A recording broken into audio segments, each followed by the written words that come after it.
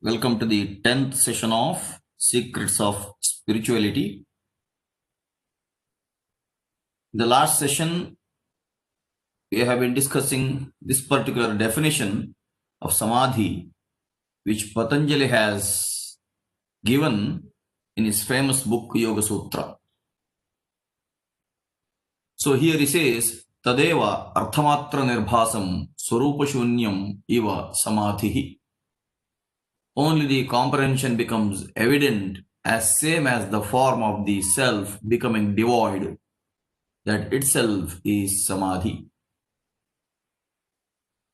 In general, we think that we have understood ourselves. Everyone thinks that they have understood themselves. And they think that they will have to understand others. But I have been telling you that it is not possible to understand others. When it is not so easy to understand ourselves, how can we really think of having understood others? I'll tell a small story. One grandfather, along with his grandson, along with their donkey, they were traveling from one village to another village. On the way, some people saw these two people going along with the donkey, and some people made a comment that, look at that old man, he is making his grandson to walk in this sun blaze. Even though they have a donkey there, he's simply making the small child or small boy to walk. Later on, the grandfather thought, let him put the grandson on the back of the donkey and let them go together. So he asked the boy, the grandson, to sit on top of the donkey, and the donkey was carrying the grandson, and they were traveling together.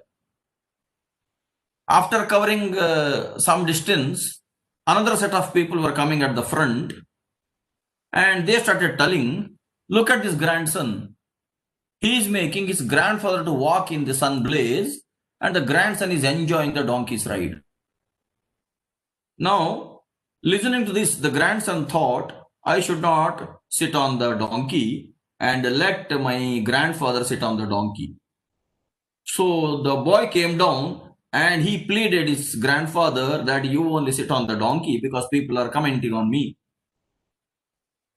Okay, grandfather thought, I am also slightly exhausted. Let me sit on the donkey and let my grandson walk. After covering some distance, another set of people who were coming in front of them, they again started commenting, look at these people. The grandfather is sitting on the donkey, grandson is walking adjacent. Why don't this grandfather take the grandson also on top of the donkey, and why don't they enjoy the donkey's ride? Now the grandfather thought, yeah, that is also right. And he asked his grandson to come up on top of the donkey, and the donkey was carrying both of them.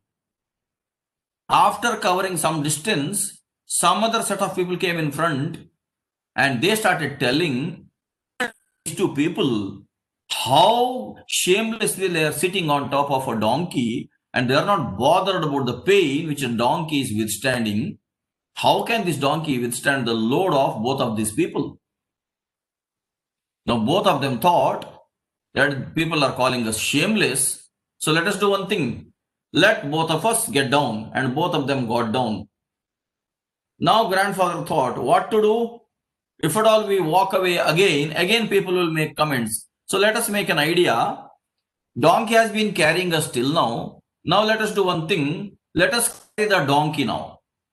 So the grandfather told the grandson, you hold the donkey on one side, I will hold the donkey on the other side. Together we will carry the donkey because it has been carrying us till now. Now when they were doing that, another set of people who were coming at the front, they started laughing and making fun of them, saying, look at these two fools, they are carrying the donkey. Instead of leaving the donkey simply like that, they are carrying the donkey. And now this grandfather and grandson both thought, we were happy in the beginning, we were simply moving, three of us together, Simply we listened to all these people's comments and we kept on changing our own minds. Now, my dear listeners, think about this story and now think, is it so easy to understand others? And is it so easy to understand ourselves? My first point is that it is not possible to understand others because when others do not understand themselves, how can we understand them? My second point is there is no use in trying to understand others because if they keep changing over a period of time, then there is no point in understanding others.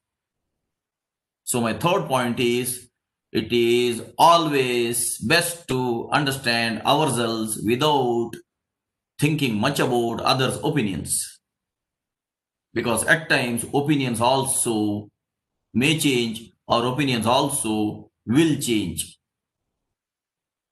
In that case, there is no point in trying to understand others. It is always better to understand ourselves.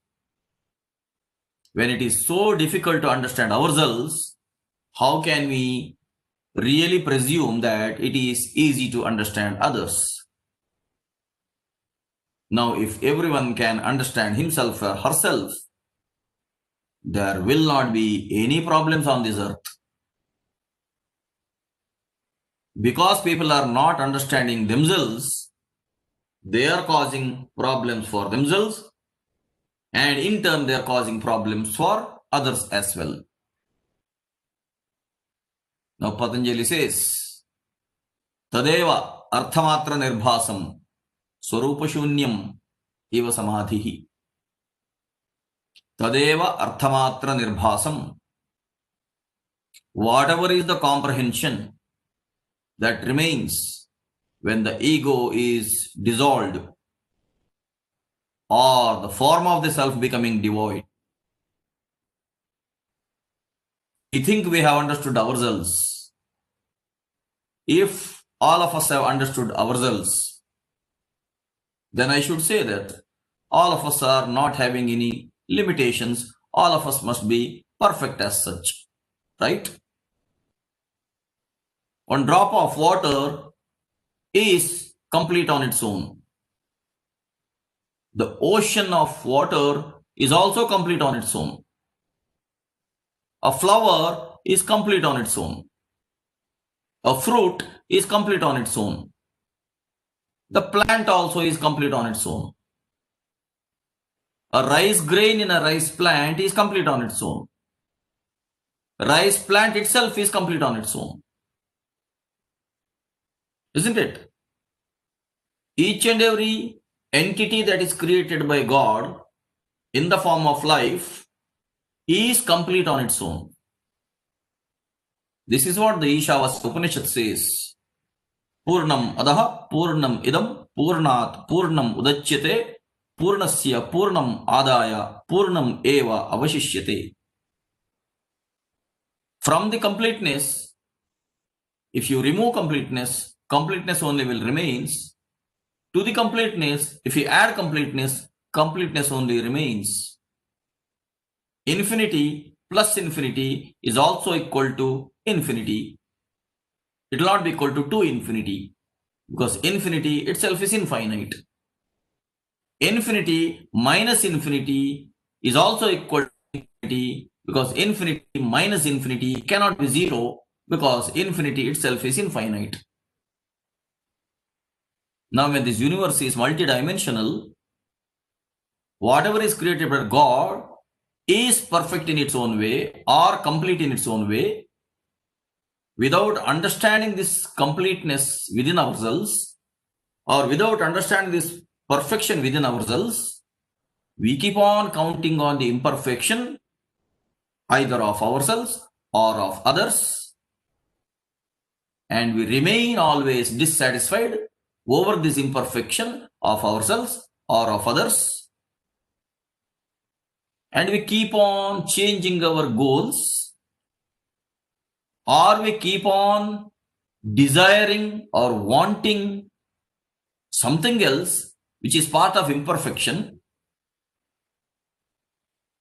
in spite of the self being perfect or self being complete, without realizing this basic fact, we are always chasing the imperfections or the incompletions.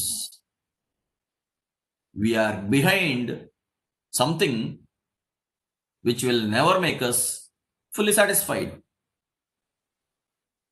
If we have to be fully satisfied, then we have to realize the self, which is our own divine being, which is basically perfect and basically complete.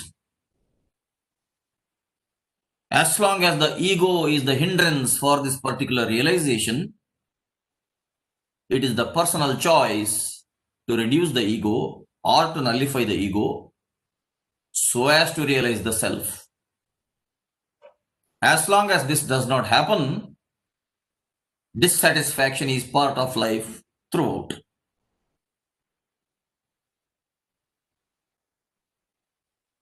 Okay. So Patanjali clearly defines samadhi as tadeva arthamatra nirbhasam swarupa shunyam. As long as the river keeps flowing, river may have its own ego or river may have its own identification with its own movement, that it is powerful. Now when the river joins the ocean, river is no more there. When once the river joins the ocean, whatever the ego was there with the river when it was moving or flowing down a waterfall, or when it was very strongly having floods of its own, but when it joins the river remains no more. Swarupa Shunyam. River has lost its own appearance. That itself is river's samadhi. Now, river should realize that it is part of the ocean. When the ocean is not having that ego, why should the river develop the ego? Right. When the self is not having that ego, why should the individual develop the ego? That is the problem with the ignorant as well as innocent human beings, or so to say, the normal or common or ordinary human beings. I should tell you one more story now. Let me tell the story after some time, because it is becoming story after story now. Let me tell the story after some time. Let me continue with the definition of samadhi, the next one. Jivatma, Paramatma, Aikyavastha, Triputi Rahita, Paramananda Swarupa, Shuddha Chaitanyatmika, Samadhi, told by Shandilya Upanishad. The state of unity of the living self with the absolute self, deprived of the threefold existence, knower, knowledge and known, absolute bliss form of the self, characterized by the pure consciousness, is samadhi. Jivatma, Paramatma, Aikyavastha, the water which is in the river, when it joins the water that is in the ocean, then the Jivatma, Paramatma, Aikyavastha, the self which is within the body, is enjoined with the self that is all pervading. Then that is Jivatma, Paramatma, Aikyavastha. Now if the self which is within the body, if it does not merge with the absolute self which is all pervading, then the self which is within the body will remain separate even after physical death. If it remains separate even after physical death, then it will exist in its own kosha. Maybe pranamaya, maybe pranamaya and manomaya, maybe pranamaya, manomaya and vijnanamaya. It will remain that way separate. because it wants to remain separate. If the river wants to remain separate, then river will never flow. River will remain like a pond or a lake. If the river has an aspiration to join with the ocean, river has to make an effort to flow. Now the human beings, if they want to have this union with the self, then they should seriously make an effort to enjoin themselves with the divinity. If they do not make this effort, they will remain separate. As long as they remain separate, their existence will remain that way, and the existence will continue to remain. That is the personal choice then. If the river does not want to join into the ocean, the river will not flow. If the river does not flow, then it remains a lake.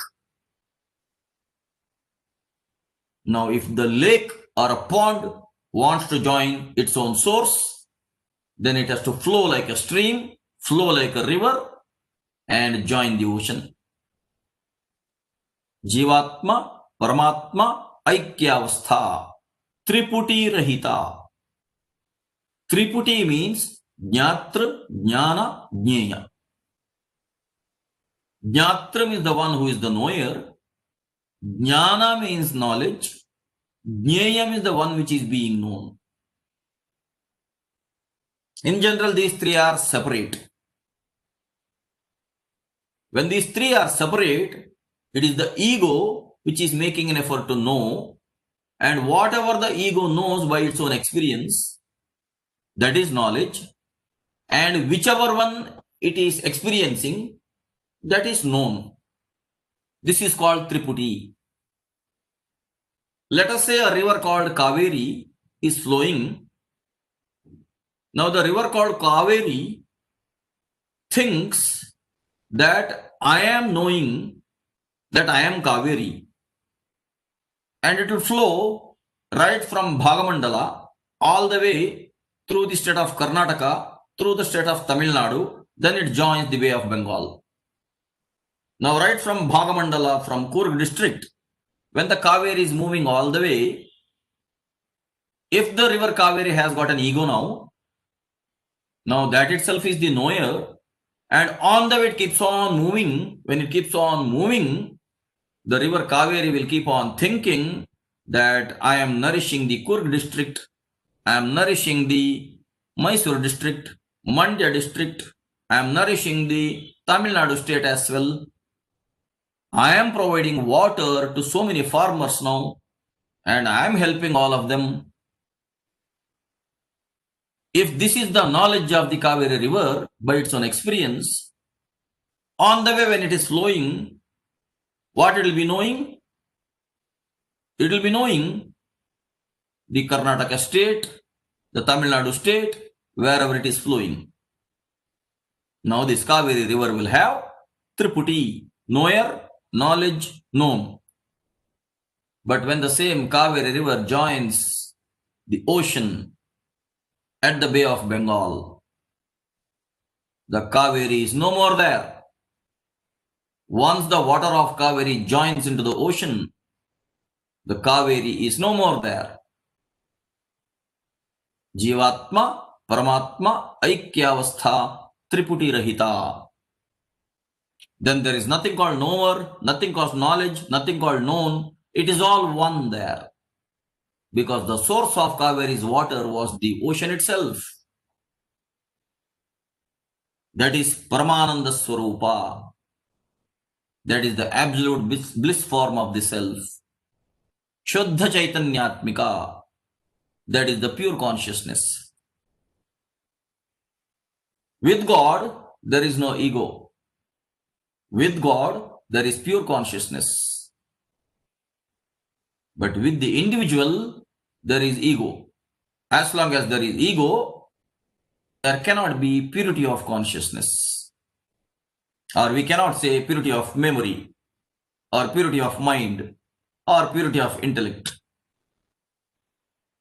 Now when the ego has to be effortfully lost. Actually, ego is effortlessly being lost every night. But that is not also being properly understood by the people. That is where Adi Shankara ridicules people, that every night during deep sleep, you are entering into the God's realm. Every night when you go into the state of Sushupti, you are actually becoming egoless. And that is your true nature. Because in the deep sleeping state, when you don't have an ego, you are at the state of bliss. For the normal people, sleeping state is a lazy state, or sleeping state is a resting state of the body or the mind. But spiritually, if you analyze the sleeping state, that is the pure state. Even if a wicked person and even if a noble person, when they sleep, noble person no more remains noble, wicked person no more remains wicked. Both are lost in their sleep. Means both are in the pure state, where there is no mind, no intellect, no ego. Now when they wake up, their own vrittis, whatever is stored in the chitta or whatever is there in the memory, that will become a vritti, and that is how their personality is exhibited. So Adi Shankara says, every sleeping state, every night, you are entering into the God's realm. But human beings are comfortably ignorant about this particular state which is happening every night. If they're ignorant about this particular state, then it may be required that to follow the Patanjali's advices and to practice this egolessness on their own, so that their mind will become pure, intellect will become pure, memory will have no more vrittis as such. Chitta will have no more vrittis.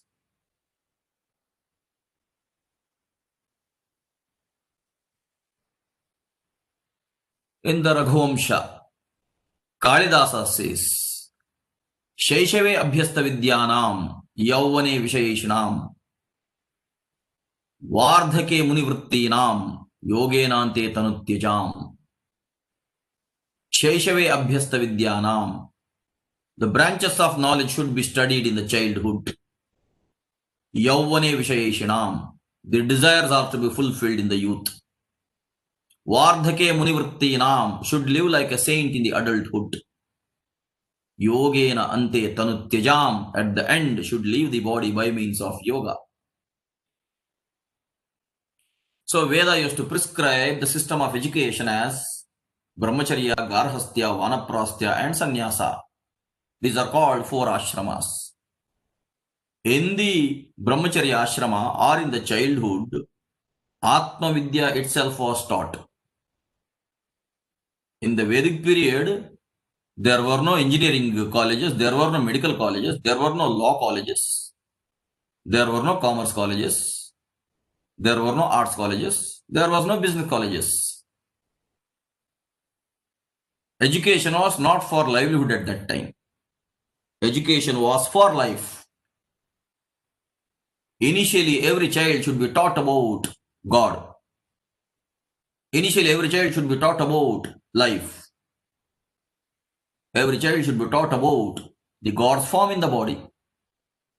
That itself is called as Atma Vidya or Brahma Vidya. That was taught in the young age itself. Actually, the initiation into the Gayatri Mantra or the process of Upanayana itself was called as the initiation into Brahma Vidya. That mantra itself has a much greater meaning than what generally people think about it. Let me not talk about it now.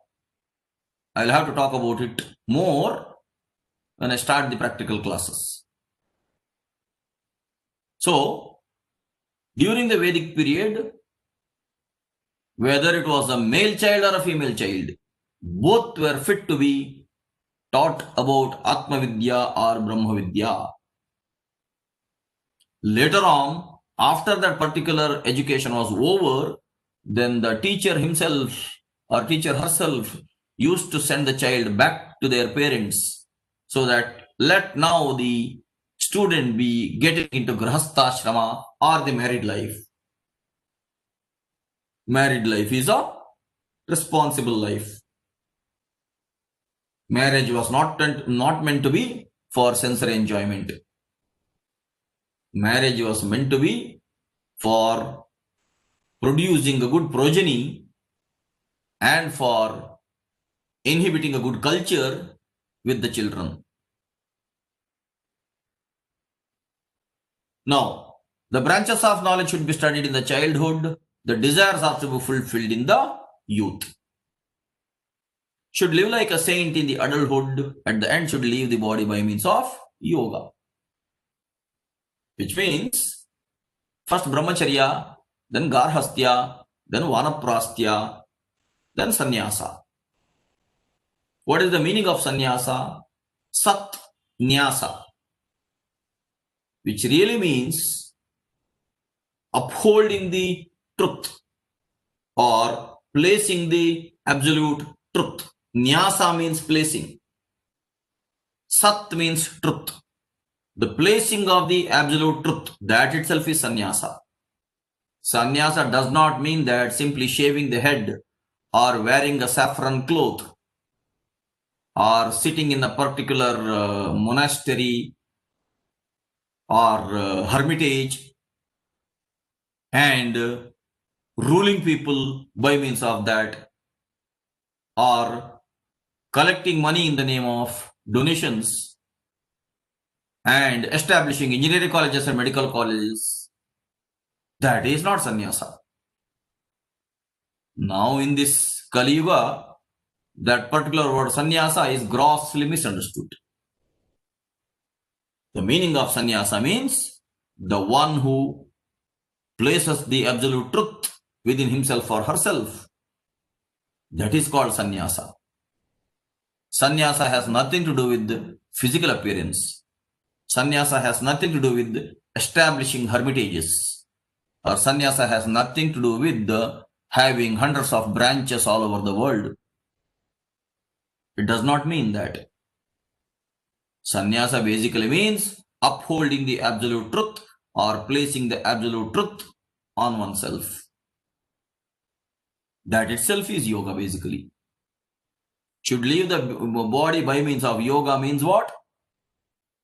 The dormant power called Kundalini has to be gradually awakened, and it has to travel through its own highway that is called Sushumna Nadi all the way to Sahasrara. The river has to completely merge in the ocean. Normally on the earth, rivers are always flowing downwards, but inside the human body, this particular river is going to flow upwards,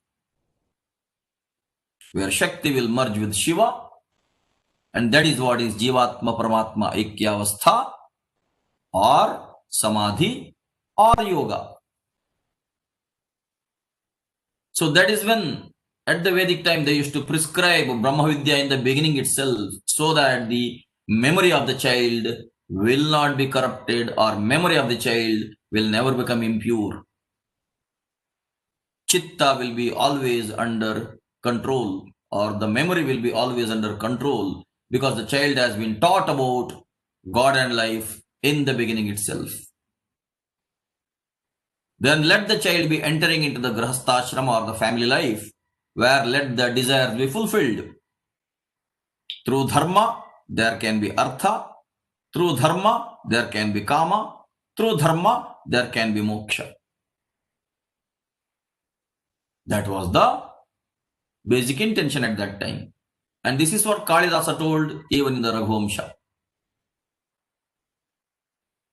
Okay. I don't know. Someday the cycle may come back, and someday the true Indians or the true Bharatiyas may understand the great culture or the great system of Vedic education My sincere hope is that someday let Vedas and Upanishads be taught just like they have been taught earlier in the Nalanda University or Takshashila University. That is my sincere hope. Because whoever says India is a poor country, they really don't know what all wealth this country of India has got. Indians themselves don't know the true wealth of India. The true wealth of India is the ancient scriptures and the ancient culture. That contains everything there. That contains every answer for every question. That contains every solution for every problem. Again, Indians or Bharatiyas have to relearn whatever was taught centuries before. I sincerely hope for that particular time to come. Lastly, 14th one. Indram Mitram Varnamagnimaho Divyaha Sa Suparno Garutman Ekam Sadvipra Bahuda Vadanti Agnim Yamam Matarishwa Namahu. This is one of the verses written in Rigveda. Now they call him Indra, Mitra, Varuna, Agni, the divine one, he, the noble winged Garutman. It is the one deity that the wise ones speak of in diverse ways and tell as Agni, Yama, Matarishva. Whether you call it God, whether you call it as self, whether you call it as pure consciousness, whether you call it as divinity, whether you call it as universal power, in whatever name you call, whether you call it as Allah, whether you call it as Jehovah, whether you call it Brahman, in whatever name you call it, that is Ekam Sat Vipra Bahudha Vadanti, the one that is filling the whole universe, the one that is omnipresent, omniscient, omnipotent, that one is being called with many names in different languages, in different cultures, in different sects. Rigveda very clearly says, Ekam Sat Vipra Bahudha Vadanti. In fact, Rigveda is called to be the first written text on this earth. Nearly 8,000 years before Christ, Rigveda was told to be written. Now, because I remember Rigveda, let me tell you a story or the real incident that happened few decades before.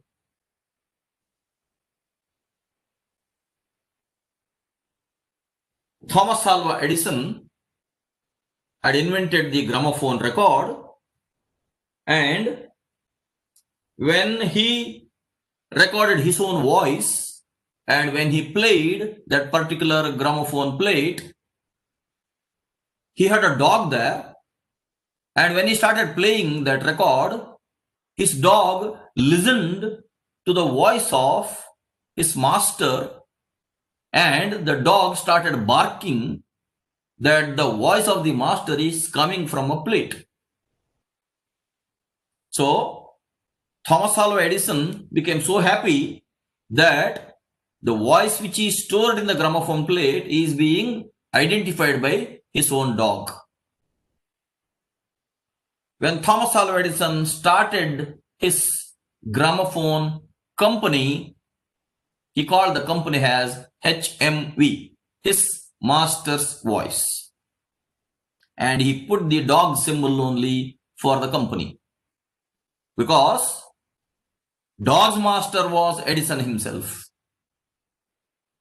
So he kept the name of the company in such a way that even Edison's name is also coming and dog's identity is also coming. That way it was called as HMV, his master's voice. Now, after a few years,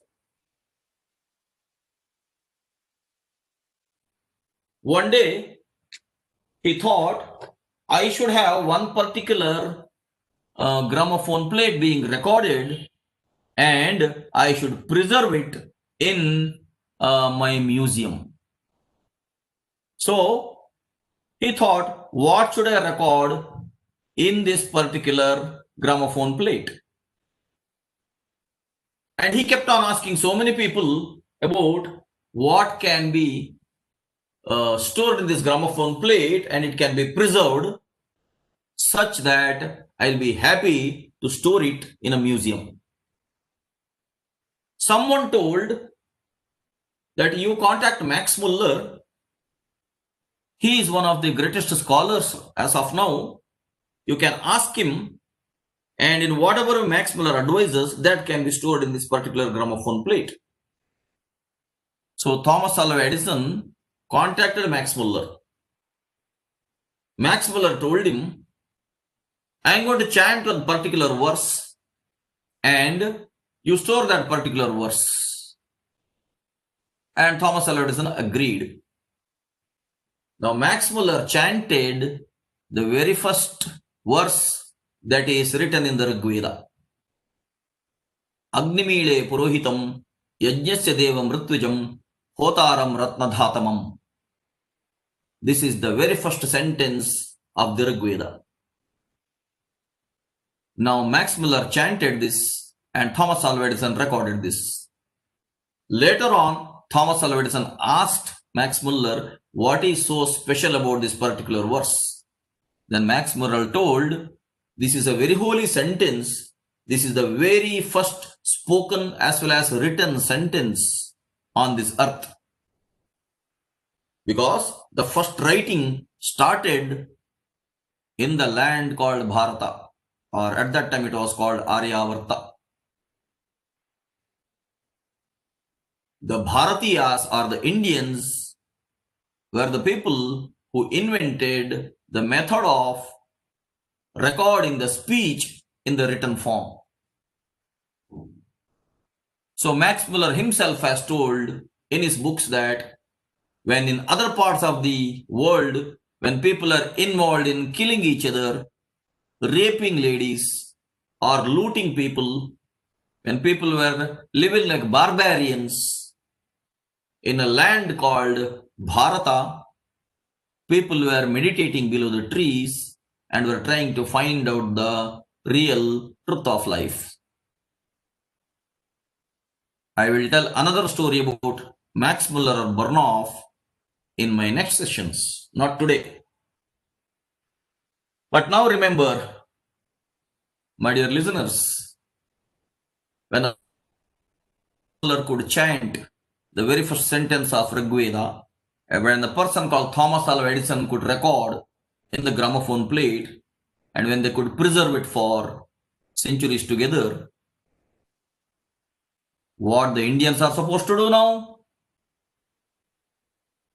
When two foreigners were appreciating the Indian text, the sentences, what should the responsibility of the Indians now? Indians should touch their heart and ask themselves, because I saw this Rig Veda, I thought, let me tell you this beautiful incident. Rig Veda in the very beginning says, Ekam Sadvipra Bahudha Vadanti.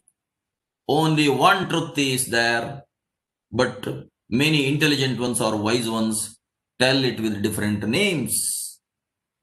When Rig Veda itself says 8,000 years before Christ, means approximately now 10,000 years ago, if saints can say this sentence, you can think about the realization of the truth with those saints who have written the Rig Veda.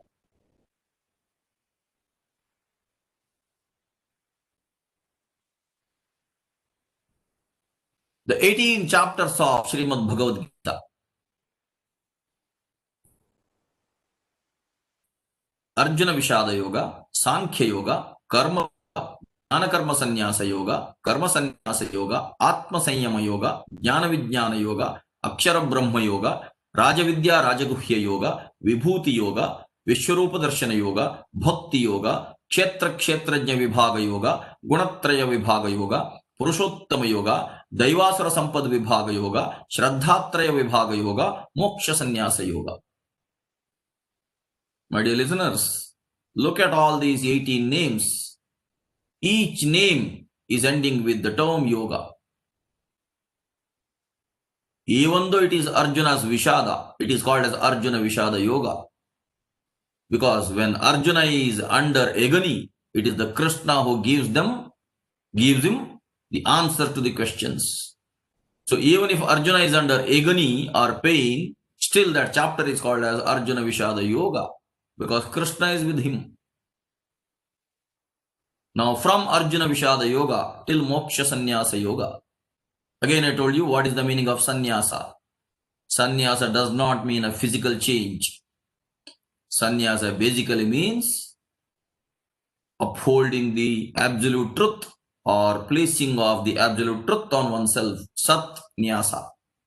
By means of which attaining salvation or moksha. So right from the agony or stress or pain or dilemma till salvation and the absolute truth. There are totally 18 chapters in the Srimad Bhagavad Gita. And every chapter is called as a yoga.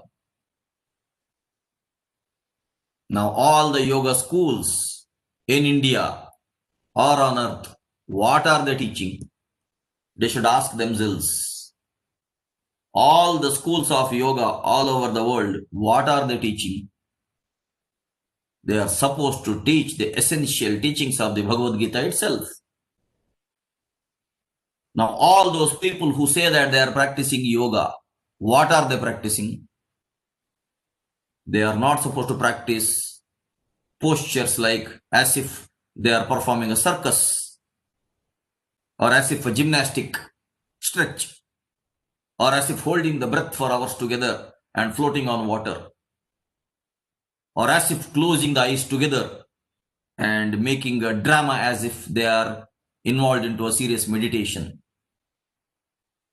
If they don't understand the science of yoga, which is already described in the Bhagavad Gita, all other things are simply an act. That is why, my dear listeners, I have been insisting that all of you should start writing as well as reading this classical work called Srimad Bhagavad Gita. If you cannot read Rig Veda, no problem. If you cannot read Upanishads, no problem.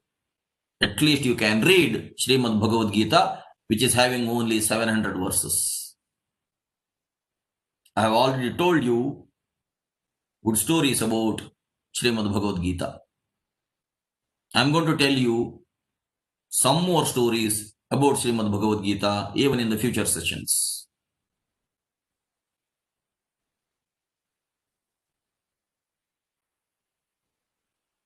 Let us come to the major question, is yoga for Hindus? Because people have been thinking yoga belongs to India, so yoga must be for Hindus only. And even in India, when there are other faith systems, the people belonging to other faith systems or so-called other religions, they may also think that yoga is only for Hindus. But is it so? Is the question. Is it so? Yoga is not Indian. It is global. Any human being with humility is fit for the practice of yoga. It is global. Self-realization is basically global. Even Jesus Christ was self-realized. Even Moses was self-realized. Even Socrates was self-realized. But what people did with them? All these great noble people, when they were all self-realized, the non-realized people, what they did with these noble people? Yoga is not Indian, it is global, because self-realization is the basic necessity of any human being as such. To understand whether I am the body, or I am the mind, or I am the soul. That has to be understood by everybody as such. When yoga is a science of self-realization, how can it be Indian? Here in Sanskrit it is called as yoga, that's all. In other faith systems, it is called in other different ways. The only good thing here is it has been systematically documented and its practices have been systematically narrated. Since the time of Vedas till even today, there are people who are actually propagating this real science of yoga in many excellent ways. That way, the practices along with the theoretical realizations are collected so beautifully or taught so beautifully. That is the specialty of Indian scriptures. Otherwise, we cannot say that yoga belongs to only Indians and only Indians have to teach them or Indians have to have a patent for them. Nothing like that. Any human being with humility is fit for the practice of yoga. That is when in India, many teachers used to send their disciples to the Western countries only to teach them the science of yoga. Why Srila Prabhupada went to USA? Why Dr. Ananda went to USA? Why Paramahamsa Yogananda went to USA? Why Swami Vivekananda kept on traveling all over the earth? What for? Why Swami Rama went to USA? Why now Shree also keeps going to the western side and keeps on conducting workshops on Kriya Yoga? What for? Because yoga is global. Any human being with humility is fit for the practice of yoga. So let the people who are belonging to the other faith system, let them not think that yoga is Indian and yoga is for Hindus. When they can eat all the food that is produced in India, when they can consume all the fruits that are produced in India, all the delicacies of India, when they can be exported to other countries, and when they can taste all those delicacies, why should they say that yoga is only for Hindus? Right? It is not for Hindus. Actually, how many Hindus really practice yoga is still a questionable mark there. Hindus themselves don't understand their own true treasure. So let me repeat, yoga is not Indian, it is global. Any human being with humility is fit for the practice of yoga. Just like, can we say that one mobile phone was invented by the western side? Let us say I am using a Nokia phone and Nokia is a company which is belonging to Finland. Now, can I say that this Nokia phone is only for Finland? No. It is a product developed by a particular country. It can be used anywhere on earth. Now, when we can use all types of products from many other countries, why should we label yoga as only for Hindus or it is only Indian? Same Rigveda says, Ano bhadraha kratavo yantu vishwataha. Rigveda says, let all the good things from all the directions of the universe, let them come to me. That is the great aspiration of a saint. He says, Ano bhadraha, naha bhadraha, kratavaha, yantu vishwataha. From the universe, whatever are the good things, let them all come to me. That is the aspiration. If that is the aspiration of the saint, Why can't the same aspiration be there with the human beings who are on this earth?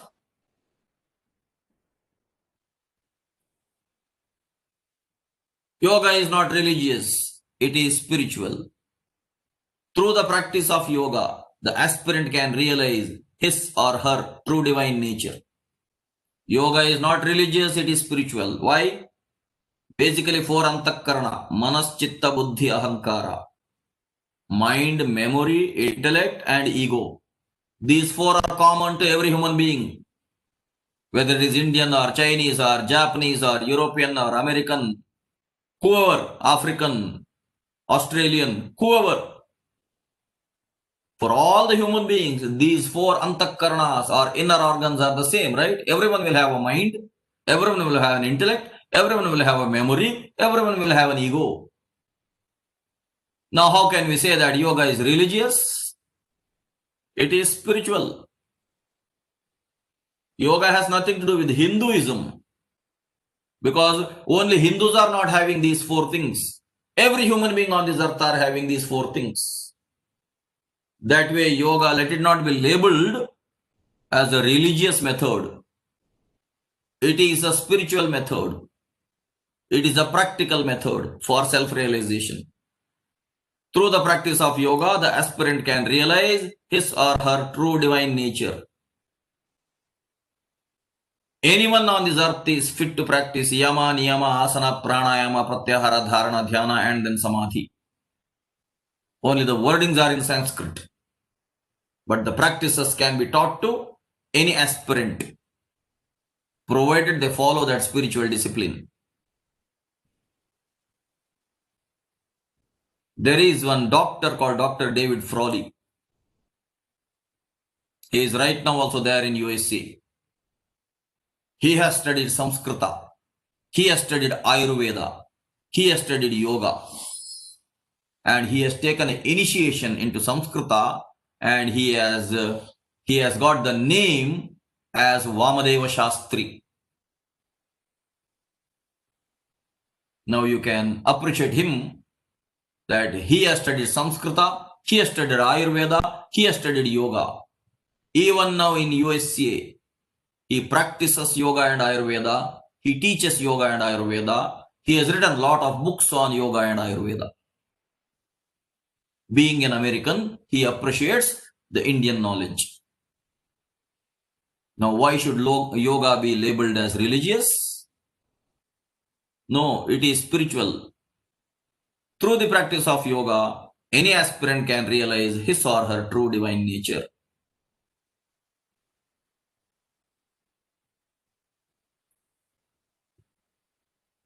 Yoga is not for reduction. It is being degraded that way.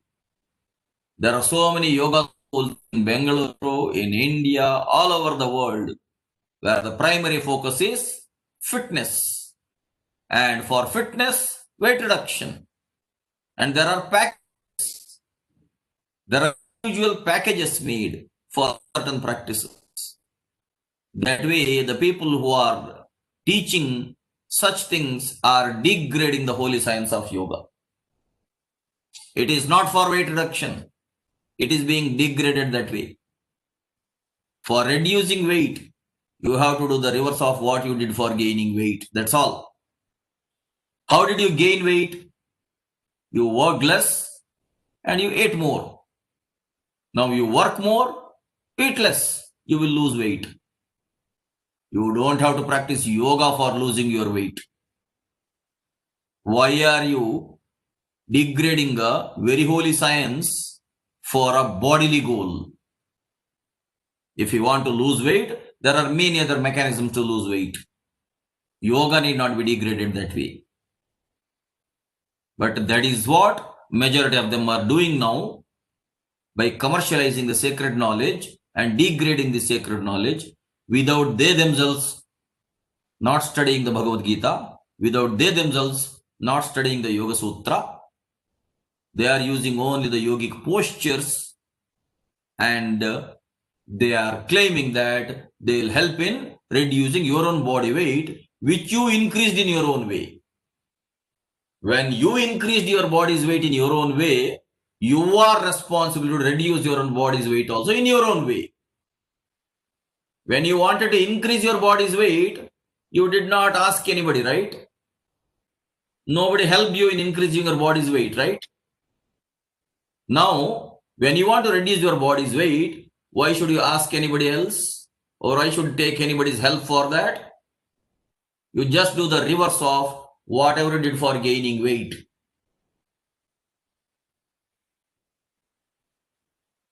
You ate more and worked less. You gained weight. Now you eat less and work more. You lose weight. That is as simple as that. Yoga need not come in between you and your weight.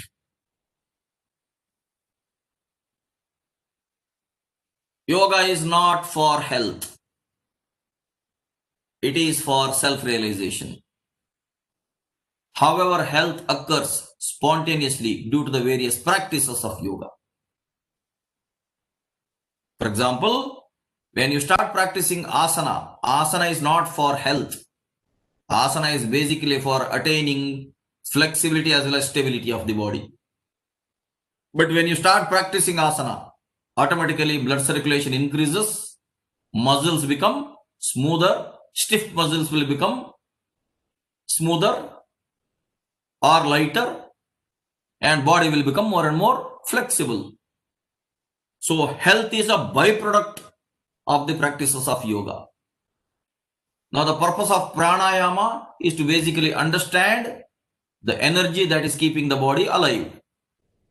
Now in the process, we will have puraka, kumbhaka, rechaka, shunyaka. Because of that process, naturally blood will be oxygenated more, and naturally you will have free flow of air, and you will have pure blood, and that is how you will have good health. Now that health is a byproduct of the practice of pranayama.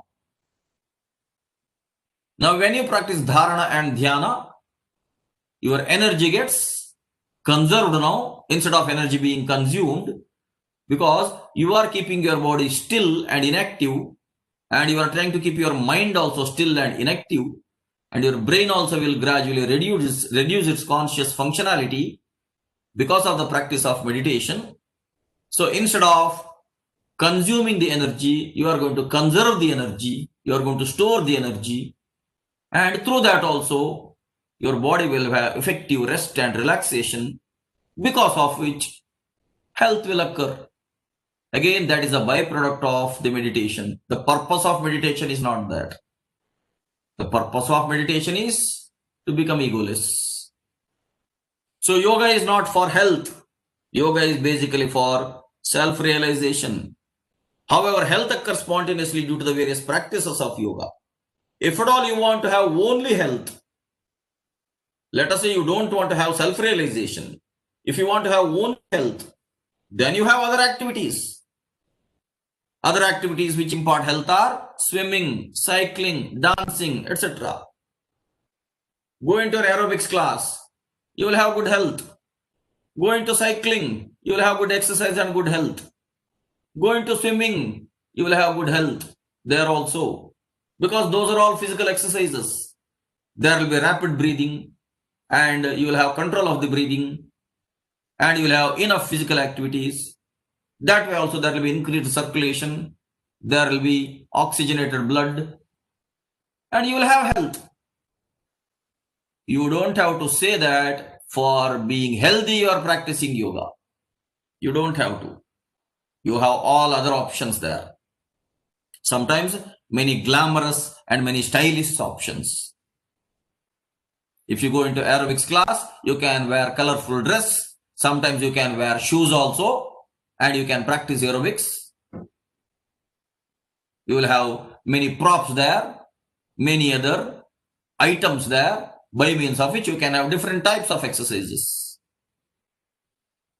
You don't have to practice yoga for attaining health. But if you want to have three-dimensional health, that means physical health, as well as mental health, as well as spiritual health. Now for that purpose, you have to practice yoga. If your goal is only physical health, then you have many other options, many other fitness activities. You can play badminton, you can play cricket, you can play golf.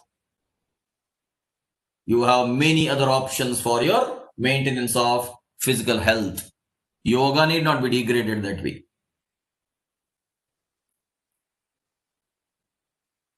Why there are problems of earth?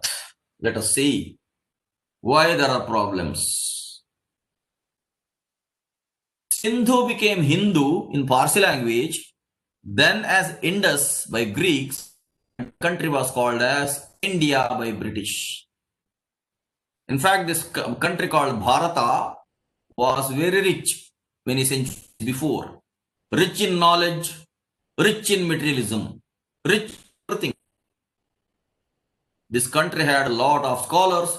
This country had many noble kings. This country had a lot of jewelry. This country had a lot of gold. This had a lot of great spiritual scriptures.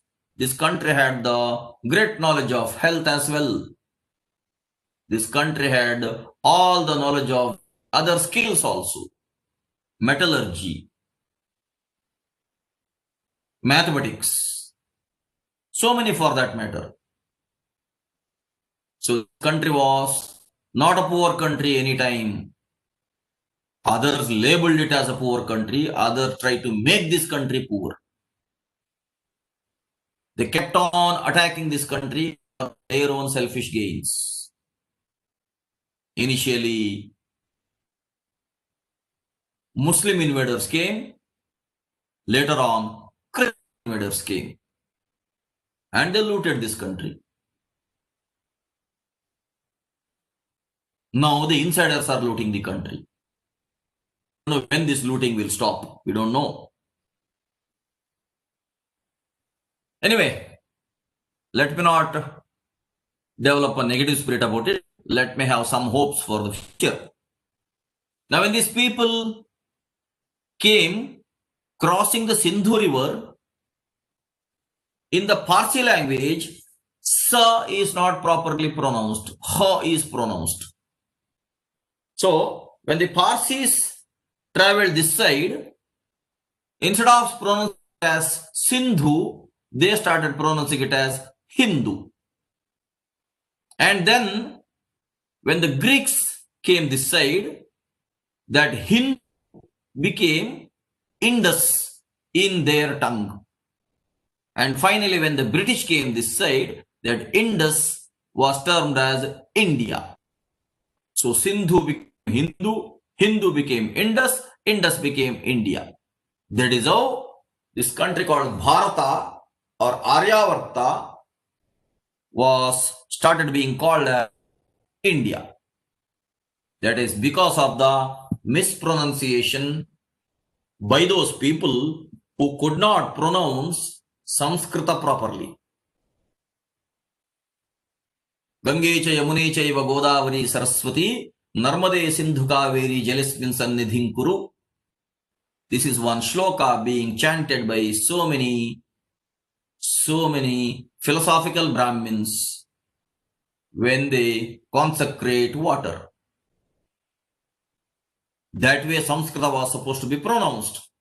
But as these people were unable to pronounce Samskrita properly, Sindhu gradually became a different word as India.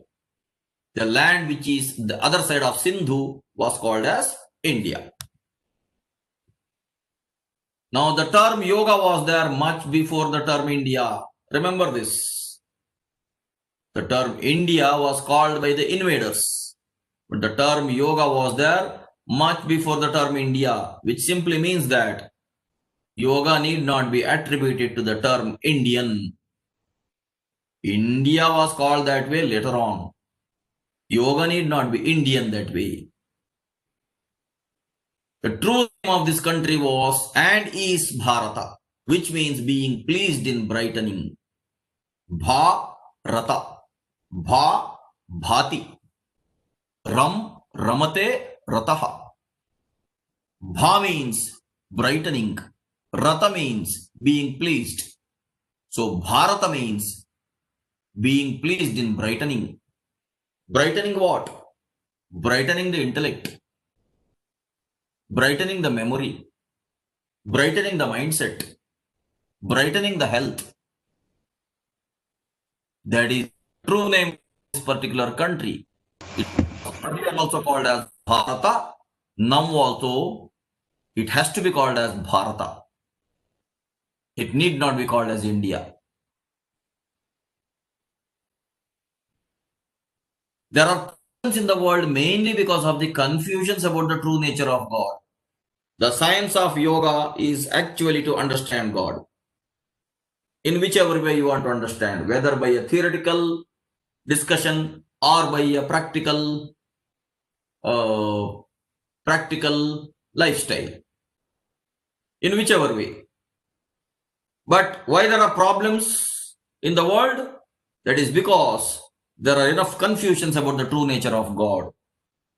As I've been telling you, each religious faith system, they have their own belief system about God.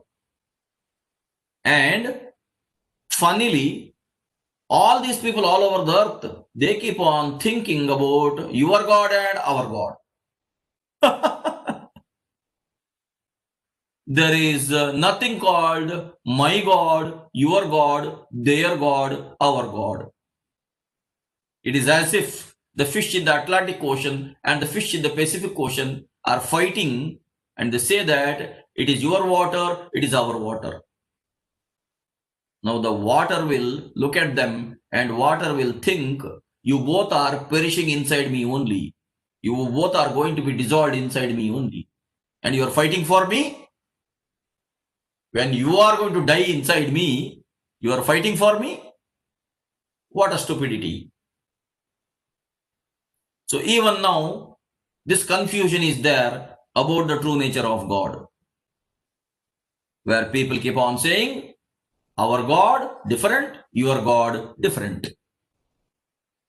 To add more fun into this, in some Hindu families, they have husband's family God, wife's family God.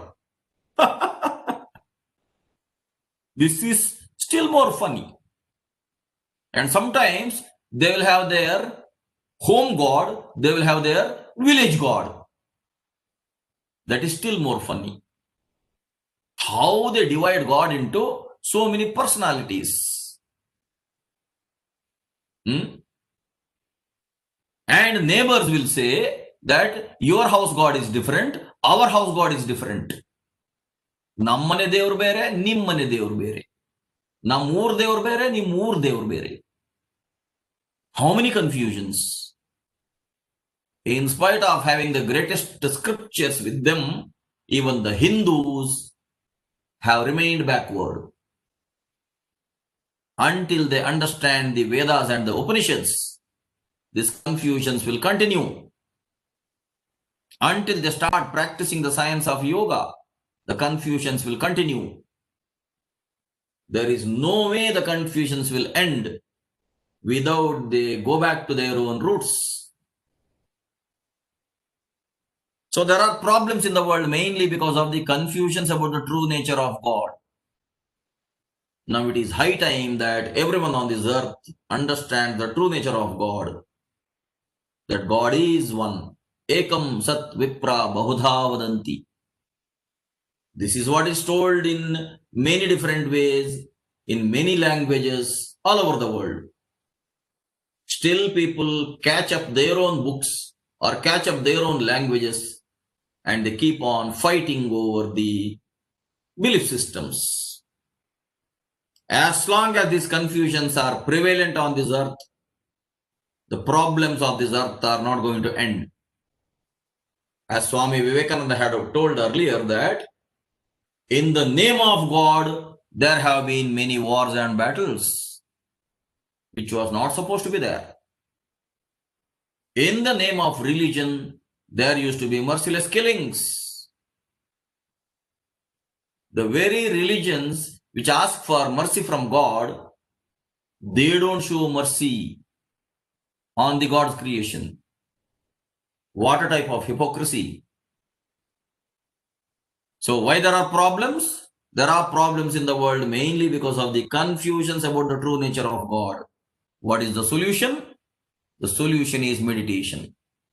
The solution is studying of the scriptures. Not only the Sanskrit scriptures. Let all the scriptures that belong to the very religions, let them be studied in full faith. Let the Quran be studied by everyone. Let the Bible be studied by everyone. Let the Granth Sahib be studied by everyone. Let the Zendavastha be studied by everyone. Let the Agamas of Jains be studied by everyone. Let the Upanishads be studied by everyone. Let Tao Te Ching be studied by everyone. Then everyone will know that everywhere it is the same truth being told, but in different ways, in different languages. It is the same thing being told by every prophet, every saint, every sage, every rishi, every spiritual master. It is the same truth being told since millenniums. So at least it is high time now that people understand all the scriptures as one. Just like Google has connected all earth into one domain, just like internet has connected everyone with good communication, why don't people study all these things as one? At least now it is high time that people understand that the truth is one. Ekam sat vipra bahudha vadanti. If people understand their true divine nature, they don't involve themselves in wrong activities. Why people are involved in wrong activities? Actually, they don't know what is right and what is wrong. And there is no serious teaching about what is right and what is wrong. Unfortunately, even in the school, even in the college, there is no teaching about what is right and what is wrong. In the schools and colleges, maths is being taught, geography is being taught, physics is being taught, chemistry is being taught, English is being taught, regional languages are being taught, law is being taught, commerce is being taught, everything is being taught. But what is right and what is wrong is not being taught. And can you call it as education now? That is what is funny about it. And how can we think that our graduates will become good individuals or better individuals when they are not taught about what is right and what is wrong? Whatever is taught for earning more money and spending more money. That itself is right in their way. If this is what is the status of education, and if people do not understand their true divine nature, when they will involve in right activities, if they understand their true divine nature, they don't involve in wrong activities. Why there are drunkards, why there are dacoits, why there are rapists, why there are smugglers, why there are terrorists. Why? Because they don't understand their true divine nature, they involve in wrong activities. So a child has to be trained in what way? The only way when during the Vedic times, the child was taught with Atma Vidya or Brahma Vidya. The child was taught that its true nature is divine nature. Only then people will not involve in wrong activities. It is not the question of livelihood which will push these people to do all those wrong activities. Livelihood can happen even otherwise in many decent ways. There are so many decent and good opportunities for a normal, decent livelihood. But the problem here is, if instead of livelihood, if the purpose of life is only to accumulate more and more of money, that is where people are doing wrong things. For the sake of accumulating more and more of money, without really understanding their true divine nature, they are lost in this way. So the root cause for all the problems on this earth is human beings are not understanding their true divine nature. And here yoga helps magnanimously. Yoga helps in an excellent way for everyone to understand their true divine nature.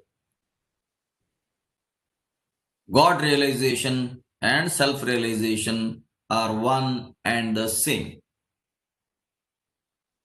If the fish can understand the water which is within it, then the fish will understand that the same water is without it.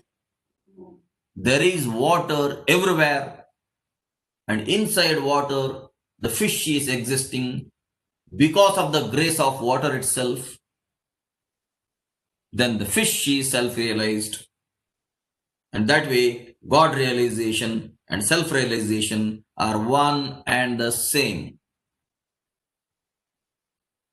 If the individuals understand their true divine nature, then if the individuals understand the outer divine nature, and if then the individuals understand the whole divine universe, that's it. If you meditate and you understand that you are basically divine, then you will see the same divinity within every other human being, and you will see the same divinity within every other living being, and you will see the same divinity within everything on this earth. And if you can see the same divinity which is pervading this whole universe, then how do you say that the divinity within you is different from the divinity otherwise? That way, God realization and self-realization are one and the same.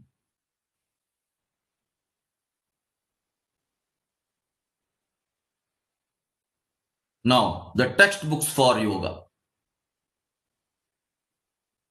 First book is the Bhagavad Gita by Maharshi Vedadri. I have been telling this many times, and I will be telling about this many times more. My tongue will be gratified whenever I speak about the Holy Scriptures. I will feel that my tongue became useful or my throat became useful when I speak of these Holy Scriptures. And I certainly feel that your ears will be useful when you listen about these Holy Scriptures. The next book is the Upanishads on Yoga by unknown rishis. I have been telling you about Upanishads earlier also. There are 108 classical Upanishads and there are many more added later on. And I should tell you one very interesting incident that happened in the 12th century at the time of Kranti Yogi Basavanna. One person belonging to Islamic faith joined into Basavanna's team. And the person who belonged to that Islamic faith had already studied the Islamic scriptures. Somehow he got attracted to the Basavanna's thoughts and he started studying Sanskrita. And he gradually wrote one Upanishad called Allopanishad. Allah Upanishad. It is completely in Sanskrit but written about Allah. I have that copy with me. Very beautiful Upanishad called Allopanishad.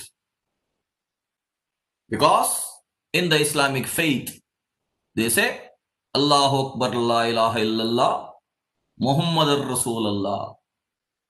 A very great sentence. A very great azan. I'm going to talk about this in my next set of slides in detail. So, such remarkable people were there who used to learn from each other, who used to understand each other. So, there are many such Upanishads who were added later on, but earlier 108 classical Upanishads are there, out of which many Upanishads on yoga are also there. But the most important thing here is, in none of the Upanishads, the Rishi who wrote those Upanishads, he did not put his name or she did not put her name. You will not find the name of the person who wrote these Upanishads in these Upanishads. Okay, you can check that, you can verify that.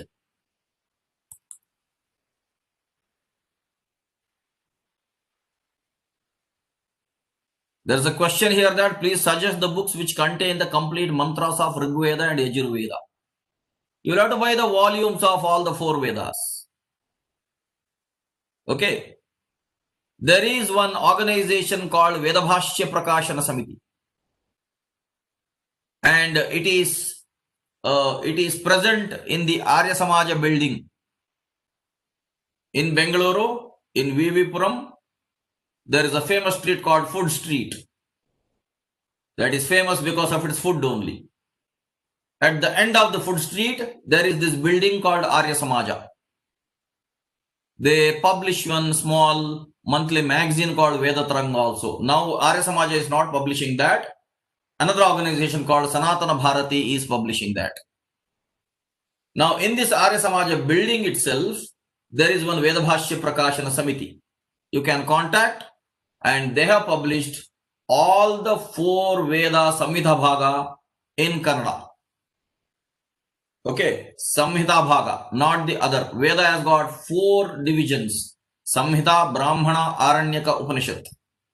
Out of which the Samhita portion is completely translated into Kannada along with the commentary.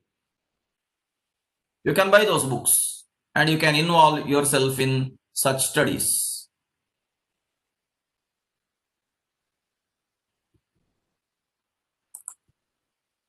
Yoga Sutra by Maharshi Patanjali, I have been telling about it. Yoga Vasistha by an unknown yogi. This is a classical work on yoga. Nearly about 28,000 verses are there in this particular book. It is larger than Ramayana book itself.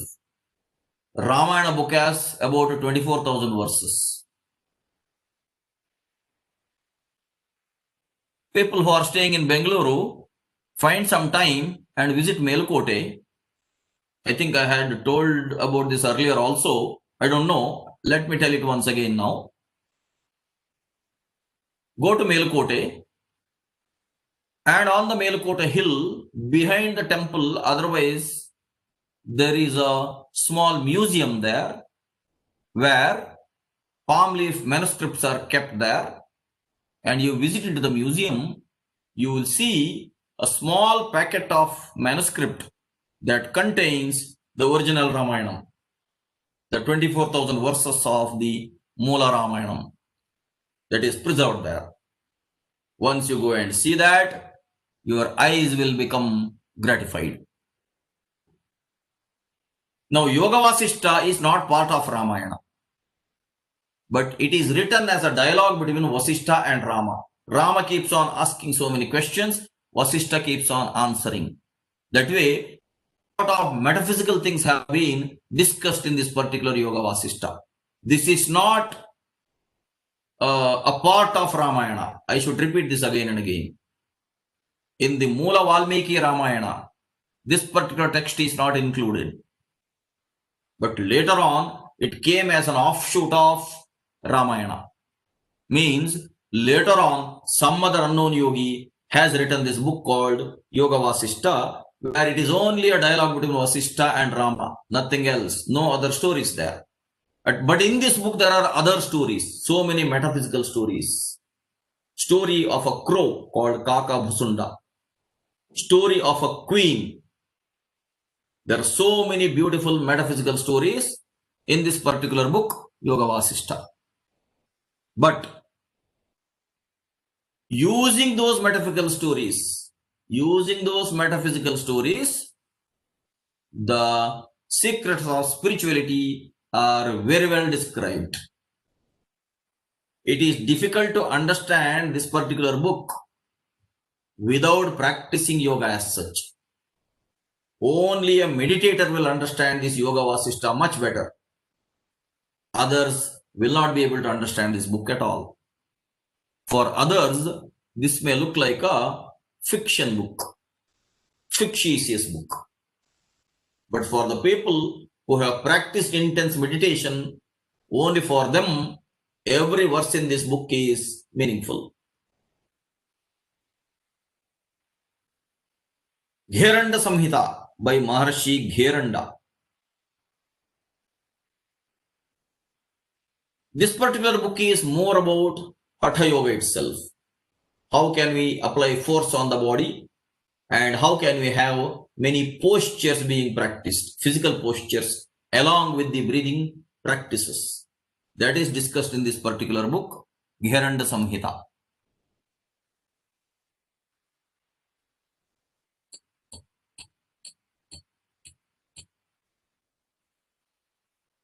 Shiva Samhita, written by another unknown yogi, is one of the classical textbooks for yoga. I had mentioned about this book earlier also. I should tell you one verse that is present in Gheranda Samhita. Nasti maya samam papam, nasti yogat param balam, nasti jnanat paro bandhu, nahankarat paro ripuhu. This is told by Gheranda. This is the opening verse of this particular book. Nasti maya samam papam.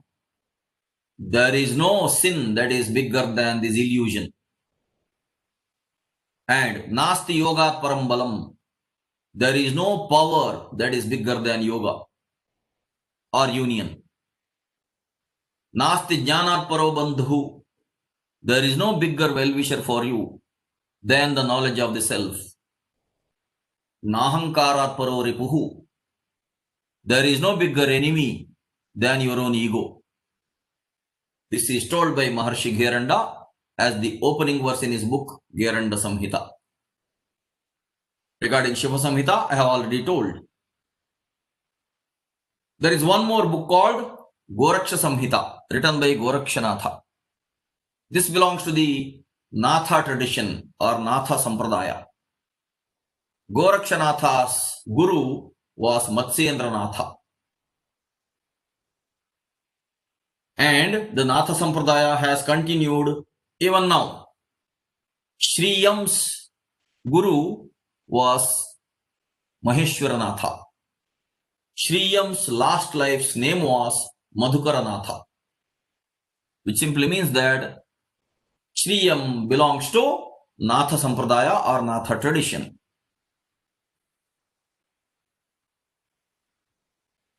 Yoga Yajnavalkya, written by another unknown yogi. In this book, the teachings are coming out of Yajnavalkya's mouth. But Yajnavalkya has not written this book. In the name of Yajnavalkya, this book was written by some other yogi. And the important thing is that when they write these books, they don't put their name anywhere. Why? If they put their name anywhere, again they are going to develop their own ego, which is not their purpose at all. So they did not want to put their name anywhere.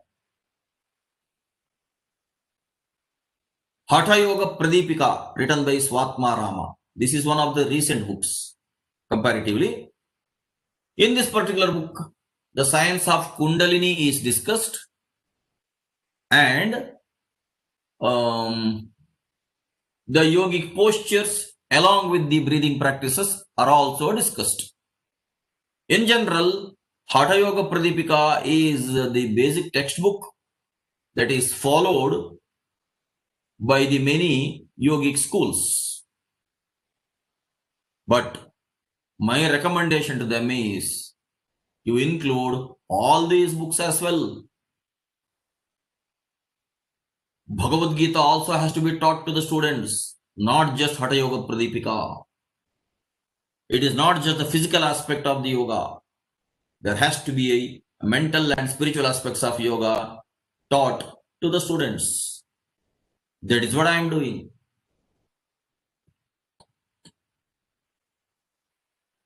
Let me discuss these 7 books which everyone must read in the next session.